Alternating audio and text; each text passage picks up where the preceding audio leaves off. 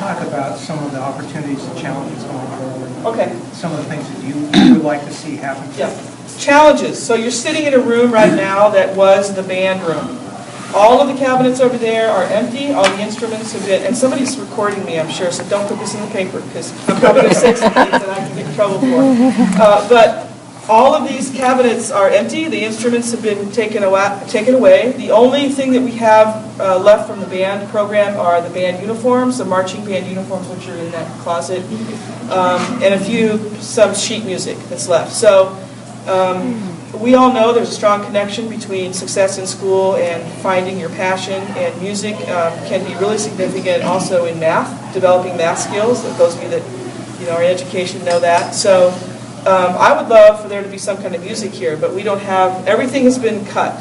That is not either a core academic class or a CTE class, and even some of those programs are gone. So we've lost pharmacy, we've lost EMT training, we've lost the CNA program, we've lost radiology, dental radiology as a major, we've lost drafting, and computer engineering.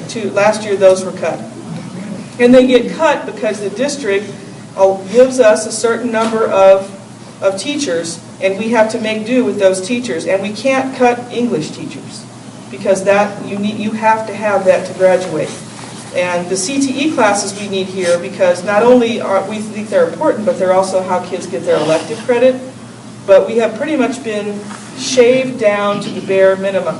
So when drafting was cut, they moved all of the drafting equipment out of F-wing, where it probably was, maybe when you were here, was that where it was? I'm not sure.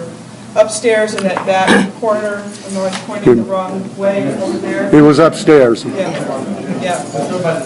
Okay, so it's, when they moved out, they moved another program in. So Benson now, because we only have 850 students, they are moving in other programs from across the district to take over that space.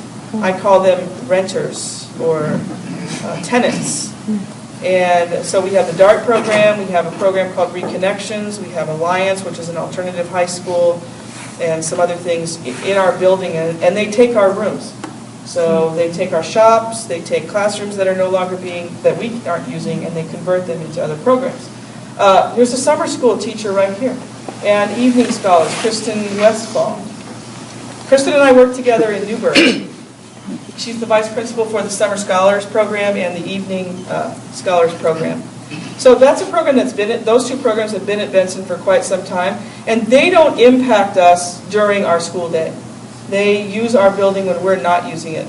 The other programs I mentioned are taking up space that we don't necessarily need, or we didn't need last year, but if we want to expand or try to expand or decide we want to use a room in a different way, we don't have the ability to do that. So a challenge for us is if we're going to grow, we can't. Those rooms are being used. So that's a challenge. Music is a challenge. Finding enough electives for all kids to take is a challenge. Having students here have a full schedule is a challenge because we don't have enough classes to fill the 8-period day. So, but I have to say that in spite of all of that, our kids still do pretty well. And they make the adjustment. So some of our kids go home early, some come late to school. They don't have a class the first period. Even the kids who have a free period in the middle of the day, we offer a study hall, or they have a free period and they get an extended lunch, but they manage to still do pretty well. They're not like over at Lloyd Center causing problems or out on the street causing problems. They really want to be here.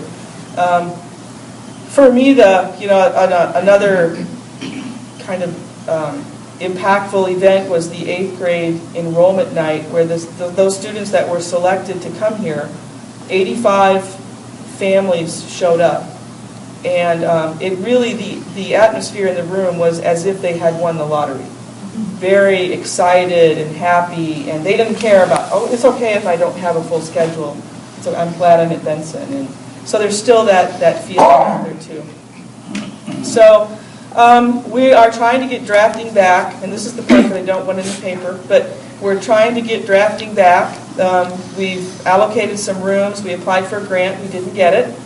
but we were able to save enough money this year to get some equipment, so we got some tables and chairs. We're trying to partner with some local architects for some additional support, like have guest speakers come in. We don't have a dedicated drafting teacher, but our construction teacher, one of our construction teachers, Rich Weber, and our 2 communications teachers are going to teach some drafting to freshmen and sophomores.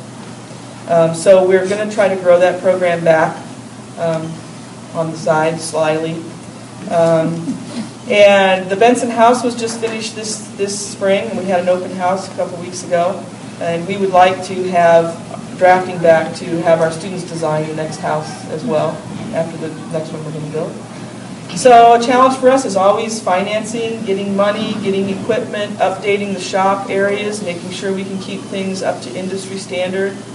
Our manufacturing area, has been, some people have called it antiquated and outdated, but when we bring in people from industry to tour the building and look at our shops, they tell us that that's exactly what they would want workers who are coming to their business to be trained on. So they're not as antiquated as some might think. I think these are people who don't know much about machinery and machine shops who are making those judgments. We've got some additional partnerships and apprenticeship opportunities for kids. We just developed a partnership with Blunt International out in Clackamas. They make saw chain. I'm learning a lot about these things too. And they just hired 2 electricians at a millwright who are juniors here at Benson who will make $14 an hour and work for the next 2 years at their company. We're working on Schnitzer Steel. We're trying to create something similar with them. What's the waste company? Waste Management, yeah, working with them. So there's some really exciting things going on in spite of some of the challenges that we have. So my wish is that you would get involved with Dale and the Alumni Association, and he's got some things he's going to share with you. But it's not just about giving us money. I mean, everybody would sure like a pot of money, but I think you also have areas of expertise, and you have a wealth of information and knowledge, and many of you are working in fields that are connected to the majors we have at Benson, and we'd love to have you back as guest speakers, as helping teachers in the classrooms, volunteering, just getting involved any way you can is a big help for us, because we've got classes that are really big, and teachers that are feeling a little overwhelmed a lot of the time.